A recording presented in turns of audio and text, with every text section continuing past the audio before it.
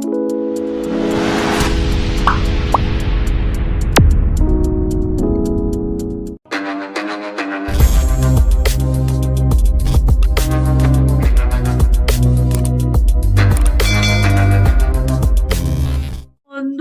দুঃখের কথা কি কইব, কারেন্ট নাই, অন্ধকার। এই যে একটা লাইট সকাল থেকে জ্বলছে, কিন্দির কিন্দির করছে, আর এই যে মোমবাতি, এই আলোতে কি থাকা যায় বলো? আর আমি এখন এই চা করতে এসেছি। সারা দুপুর তো রান্না করলাম অন্ধকারে অন্ধকারে, ভাবলাম এখন একটু লাইট পাবো, সেটাও পাচ্ছি না। কি বলবো, কি যে ওয়েদার, কি যে সব ব্যাপার স্যাপার বুঝি না। লাইন ফাইন কেটে রেখে দিয়েছে, কারেন্ট দিচ্ছে না। এত বাজে সব লোকজন, কোথাও কিছু নেই, কারেন্ট বন্ধ করে রেখে দিয়েছে। এখন এই চা করতে এলাম, আর মা তো বাইরে ঝুনঝুনি বাজিয়েই যাচ্ছে, কি আর বলবো। দেখাচ্ছি মানে ভিডিও করছি, আমার আওয়াজ দিচ্ছে, ব্যাকগ্রাউন্ড মিউজিক আর লাগবে না। দেখো বিয়াই আসছে বলে মুখে হাসি। আর এই যে একটা মোমবাতি কিন্দির কিন্দির করে জ্বলছে, ভালো লাগছে না আমার। বাইরে প্যাকেট নিয়ে এলো, 5 টাকা 6টা আছে। মোটা গুলো নিয়ে আসতো, তারও মোটা গুলো। বাইরের অবস্থা দেখো, লাইট নেই, কিছু নেই, একটা মোমবাতি জ্বলছে কিন্দি কিন্দি করে। বিষ্ণুপুর যেতে হবে। অন্ধকার আমাদের পরিবেশ।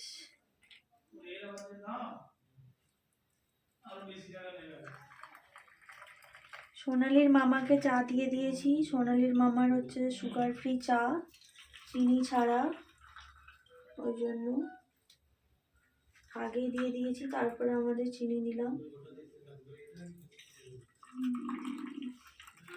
খাচ্ছে উনি বাথরুম। ও, তাহলে তো ঠান্ডা হয়ে যাবে।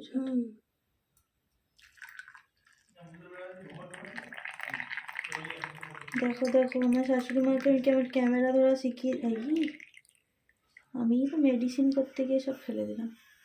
একটু রাখি, যদি দাদু 1 ফোঁটা খাবে বলে, তাহলে 1 ফোঁটা দাদুর জন্য।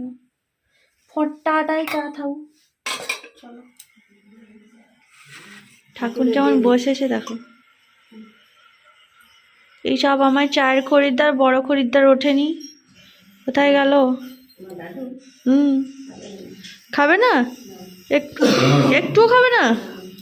লা লা লা লা লা, উরু কারেন্ট নেই দেখো গো। এটা কি খাবো? আমলা। আমলা কে খায় এরকম ঘর সন্ধ্যাবেলায়? মায়ের আমলা খেয়ে মুখটা দেখো কেমন। আমার মতো আমি টক খেতে পারি না।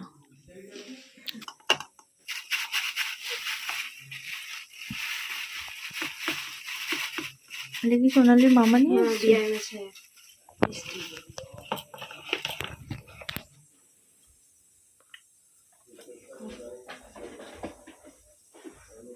মিষ্টি আমি বড়ই ভালোবাসি। আর এই যে এখানে মিষ্টি আছে। এটা সোনালির মামা নিয়ে এসছে রসগোল্লা, সাদা আর গুড়ের রসগোল্লা। এটা বাবা নিয়ে এসছে অন্য জায়গা থেকে। এটাও বাবা নিয়ে এসছে সুগার ফ্রি মিষ্টি স্ট্রিম। আর এখানটা মনে হয় লাড্ডু আছে, মতিচুর লাড্ডু 4টে আছে। আর আমাদের এই যে মটর সেদ্ধ করতে বসানো হয়েছে, ঘুগনি হবে, ঘুগনি আর রুটি। সোনালির মামা রুটি খায়, ভাত খায় না রাতে। আর আমাদের বাড়িও তো ভাত খায় না কেউ, রুটি খায়। এটা কি জানি, এটা মনে হচ্ছে না মুগ ডালের মিষ্টি না কি জানি কি মিষ্টি। অনেক সাধনার পরে কারেন্ট এসেছে। সারা দিন আমরা অন্ধকারে কাটিয়েছি, বাপরে বাপ। মানে এমনিতে মেঘলা ওয়েদার, তার অন্ধকার হয়ে আছে, ঘরগুলোর ভেতরে লাইট ঢুকেনি, তারপর আবার কারেন্ট নেই, যা অবস্থা। আর এতক্ষণ তো আমরা অন্ধকারে ছিলাম। এখন কটা বাজে? 7:30। মানে যে সকালে গিয়েছিল 7:30টার সময় কারেন্ট এলো। সেটাই বলছি, এখন 7:30 বাজে, এখন এলো। বাপ ওই জন্যই আজকে সেভাবে ভিডিও করতে পারছি না, অন্ধকার সব জায়গাতে। কি ভিডিও করবো, মোবাইলে চার্জ নেই। আমি পাওয়ার ব্যাংকটা থেকে দুটো মোবাইল কোনো রকম করে চার্জ করেছি। তারপরে আবার ভাবছি যদি চার্জ শেষ হয়ে যায়, পাওয়ার ব্যাংকেও যদি চার্জ শেষ হয়ে যায়, কি করে চার্জ করবো? তোমার বাবা বললাম রং টং আনতে, কিন্তু এটা ফেটে যাচ্ছে, চাপ পড়ছে, চাপ পড়ছে এদিকে। হ্যাঁ, ওপরের মানে এতে এটা তো অ্যাসবেস্টার দেওয়া, যার কারণে এবারে মাটিটা পরপর বসছে, ওপর থেকে চাপ আসছে, নিচে আস্তে আস্তে তোমার বসছে। বাবার বিয়ের সময় 92 সালে এই রুমটা হয়। ও, এই রান্নাঘরটা? হ্যাঁ, রান্নাঘরটা 92 সালে হয়েছিল। তারপরে এটা রাস্তার সাইডে তো গাড়ি ফাড়ি এই সেই, অনেক সময় কি হয় দেওয়ালের সাইডে কোনো ধাক্কা ধক্কি লাগলেও না অনেক সময় দেওয়াল ফেটে যায়। আর এই রান্নাঘরটা তো একদম রাস্তার গায়ে। পরে একদিন আমরা একটা হোম ট্যুর করব। অনেক দূর বলে বিয়ার বাড়ি থেকে কেউ আসে না, কেউ এলে খুব আনন্দ পায়। ওই জন্য আমি বলছি যে রুটিগুলো আমি বেলে নিই, একবারে একসাথে যাবো করে দেবো। বলছে না আমাকে দাও, আমি নিয়ে চলে যাই, কিছুটা করে নিই। আমি বললাম একটু বসছে। আর তারপর সারাদিন কারেন্ট ছিল না, এত সবার হয়েছে। একদিকে বৃষ্টি হচ্ছে, সেই ঘর থেকে বেরোতে পারছে না, কিছু করতে পারছে না। তারপরে আবার সেই অন্ধকার, মানে সেই বিচ্ছিরি ওয়েদার। আর কারেন্ট না থাকলে না এত অস্বস্তি লাগে। আমরা সবসময় একটা আলোতে থেকে থেকে অভ্যস্ত। দিনের বেলা তাও কাটানো যায়, রাত্রেবেলা কারেন্ট না থাকলে খুবই অসুবিধা। কারেন্ট এসছে বাইরে থেকে একটু দেখি। হ্যাঁ, এই যে ফ্রিজটা চালানো, ফ্রিজটা বন্ধ করেছেন কেন? ওই যে লাইনটা আসা যাওয়া করছিল। এটাতে কিছু হয় না।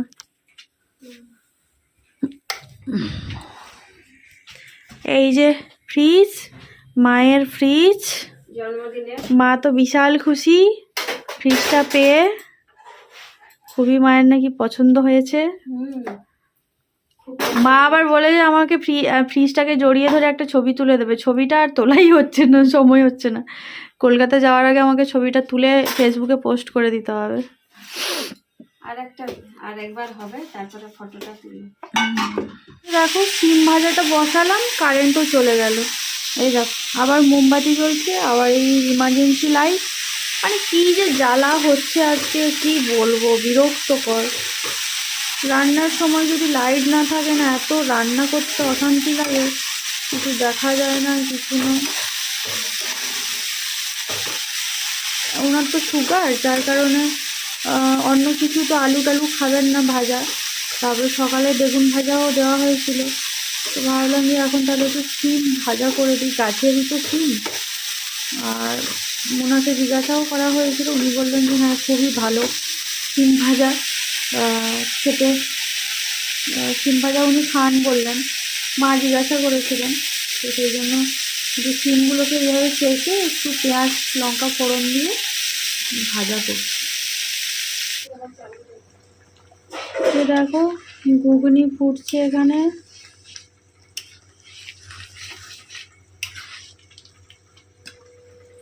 আর মা জননী সব একদম পরিষ্কার করে নিচ্ছে। কারেন্টটা চলে গিয়েছিলো, আবার চলে এসেছে। এই জন্য সবাই একটু তাড়ার দমে কাজ করে নিচ্ছে, নাহলে তো আবার সেই অন্ধকার ভুবন হয়ে যাবে। এই ঘুগনিটা হয়ে গেলেই ব্যাস রান্নাঘর থেকে ছুটি, তাই তো? আর কোনো কাজ নেই, এরপরে খাওয়া আর তারপর শোয়া। বাকি যা কিছু থাকবে সব কি বলে সকালে ধোয়া হবে।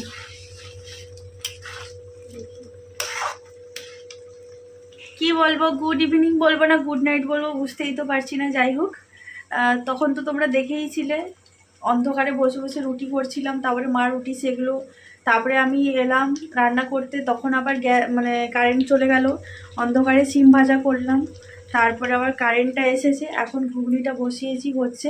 আর আমি দেখেছো কত কিছু জড়িয়েছি। ঠাকুর এটা আমাকে এই চাদরটা ভালো করে কানে গলায় জড়িয়ে দিয়েছে যাতে ঠান্ডা ফান্ডা না লাগে। আর আমি ওই শাড়িটা পরেছি, কারণ কি প্রচণ্ড ঠান্ডা তো, নাইটি পরলে অতটাই হচ্ছে না, শাড়ি পরলে তাও অনেকটা গরম গরম গরম শরীরটা হয়ে থাকে, তার জন্য। তো মোটামুটি রান্নাবান্না প্রায় শেষের মাথায়, সেরকম বেশি কিছু হয়নি, কারণ সোনালির মামার তো সুগার আছে, সেরকম সব উল্টোপাল্টা বেশি কিছু খাবেনও না, তার কারণে উনি রাতে রুটিই খাবেন। তো রুটির সাথে আর কি করবো, যেহেতু দুপুরে মাটন হয়েছে তাই এখন আর সেরকম কোনো কিছু করা হয়নি। তো এখন ওই ঘুগনি হচ্ছে, সিম ভাজা হচ্ছে আর রুটি, ব্যাস এটাই হচ্ছে ব্যাপার। আর আমি রুটি খাবো না, মাকে বললাম যে আমি অল্প একটু মুড়ি খাবো, কারণ কি দুপুরে অনেকটা লেট করে খেয়েছি, অনেক কিছু খেয়েছি, তাই আর রুটি খেলে যদি গ্যাস অম্বল হয়ে যায়, ওই জন্য হালকা একটু মুড়ি খেয়ে নেবো।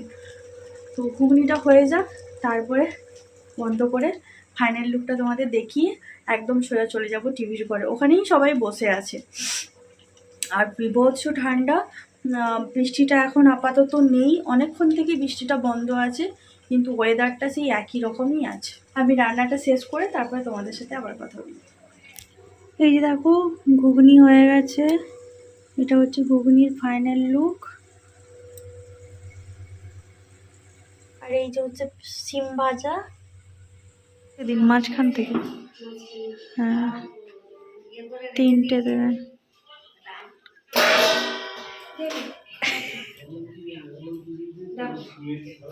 হ্যাঁ এই যে সিম ভাজা, আলু মটরের তরকারি, রুটি, মিষ্টি তো উনি খাবেন না। ওপরে চলে এসেছি, খাওয়া দাওয়া হয়ে গেছে, এখন প্রায় 10টা বেজে গেছে, 10টা 10-15 মতো হবে।